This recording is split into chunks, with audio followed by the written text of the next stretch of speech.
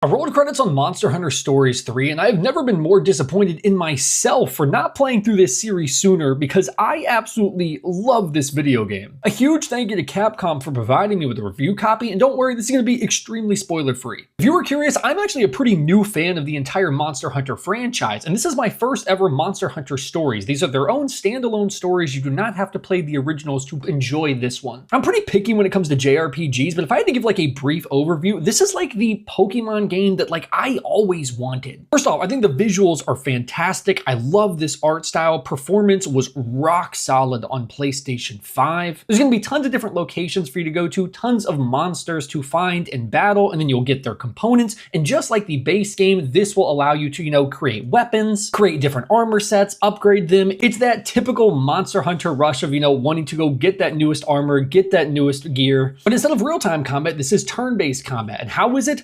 I think it is awesome. Most attacks are basically done by speed, power, or technical. So if somebody's using speed, you need to be using technical. If somebody's using technical, you need to be using power. It's this rock, paper, scissors style combat system, and I found it really, really great. I also think the animations during this turn-based combat is thrilling, plus be accompanied by the music, which is awesome. I mean, some of these big boy boss battles later in this video game, that music was banging. Like you're doing these like anime style like finishers on these things, man. And I know some of these features were in Monster Hunter Stories too, but again, it just looks even more improved here. I will say at least one of the things I wish was changed in the combat system, you can basically only control your current monster in your party and yourself. You have two other teammates with you at times and you cannot control their movesets whatsoever. Sometimes they would be targeting certain parts and I'm like, dude, please, we need to target this other part of this monster and break this thing. But so I really wish I was able to control them, but it's not the biggest thing in the world. I actually found myself really enjoying this story too, to be honest. I mean, this isn't anything groundbreaking whatsoever, but I do think genuinely it's got great voice acting, some really cool moments, both in the beginning and the end. And also the things you're going to be looking for is these monster eggs. Basically, you can collect them, you can hatch them, kind of raise them, raise your ecosystem to get additional powers. I'll also tell you, the game has got so much freaking content. There is tons of character side stories, tons of side stories in general.